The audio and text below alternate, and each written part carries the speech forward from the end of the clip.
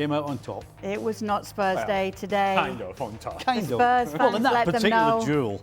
how they felt as well. In fact, when you take a look at their expected goals, 0.10 is a very low figure on record for this Where'd the side. 0.10 come from?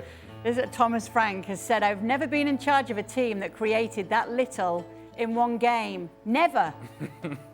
Well, what do you make of that, Stevie? What, them not creating any What chances? he said as well here, that he's Yeah. just, Oh, he's right. At no stage ever did Spurs look as though they were going to get close to the goal. Never mind score a goal. I mean, these two sides, if you look at the table, are pretty close. But they're actually not. In terms of where they are, Spurs are a well-organised, solid unit that works hard together and plays together. But they don't have any real flair going forward. And if they do make mistakes defensively that they did today and lose goals, then you don't see how they're going to get back in the game. You know, you might look at Colomouani was completely invisible. Kudos, who's supposed to be the guy that gets everybody off the seat, just there was nothing on the end of it. Xavi Simons came on when Bergwijn went off, and Xavi Simons did what Xavi Simons does. He kind of looks as though he's going to do something, but it never quite materialises. And so going forward, Spurs had nothing, absolutely nothing. Made a lot of changes. You know, brought Richarlison on, brought Brennan Johnson on. I mean, he tried everything, but he does not have forward players that have got any real flair, that are going to score goals and create a lot of chances. So they have to be tight defensively. And when they're not, they get beat. is Stevie's scouting report on Xavi Simons that he looks like he might do something but doesn't really fair? I think Stevie has been watching our Bundesliga coverage I watch from every years weekend. past. I watch you every weekend. Here's the thing with Xavi Simons. There are moments in a game or moments in a season in which he'll do something that you go, there he is. I can get behind this. This is something special. What a talent. And then that moment disappears for weeks and weeks and weeks. But the most disappointing thing about today for Xavi Simons, I would suggest, is this. Lucas Bergwijn, who has to come off because of the concussion protocol, he was so incredibly sad, so disappointed that he was arguing that he wanted to stay on. He didn't want to come off. So they asked Xavi Simons. Thomas Frank says, no, you're done. Xavi, you're going on the field. Now, he must have been disappointed that he wasn't starting the game. Now he's coming in after the 5th minute. So here you go. It's your chance to play a full game. Here we go, Xavi. And he could not have been more disinterested in getting ready. Yes, let me put the shin guard in. Let me put the other shin guard in. The coach is talking to him, and he's like, all right, yeah, I'm all right. Yeah, I guess I'll go in at some point. And I'm thinking to myself, man, this is a guy that was brought in for the very reason that Stevie's talking about, to be the difference maker in the attack, to give something, not only something different, but the little touch of magic, the little touch of something special that Spurs do not have.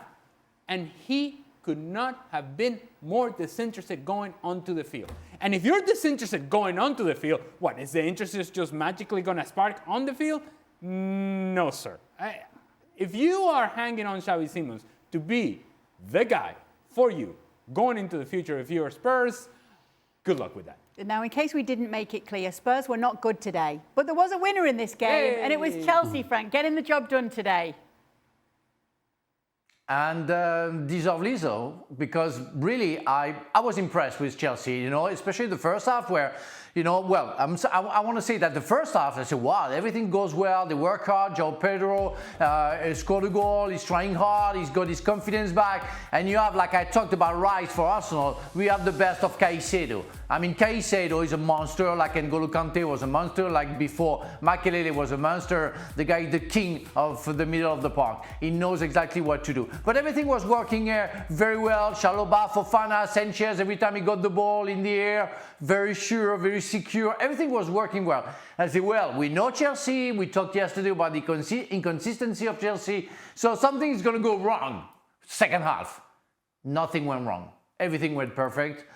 Everybody worked hard. They were solid at the back, strong in the middle, working hard. João Pedro working for everybody. I mean, all the runs that he made were useful for everybody.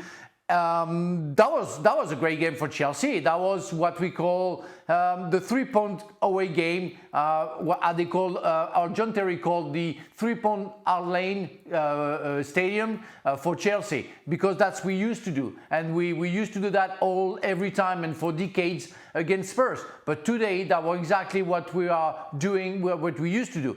That was great. That was great. I was so disappointed. I just want to have a point on Xavi Simon and some other players who played one good year for him, for Leipzig, because that wasn't the case for Paris Saint-Germain before. And had an average season last season and sold for £53 million for Tottenham Spurs. And you expect what?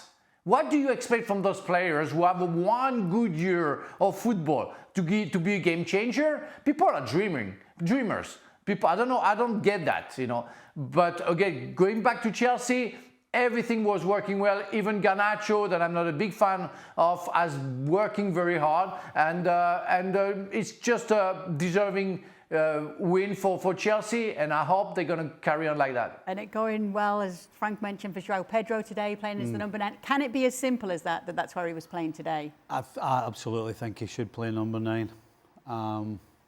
You know, I think Chelsea need to look to other players to score more goals. I think João Pedro, if he can hone his finishing, because he could have had 4 today. He definitely should have had 3. So that would be the only disappointment. But I think absolutely João Pedro should play centre forward, no question. And if you can get Enzo Fernandez coming through the middle, and if you can get Gittins or Garnacho or Esteval flying, get Neto involved in goals, get Cole Palmer back. I mean, there's definitely competition for places and goals in there.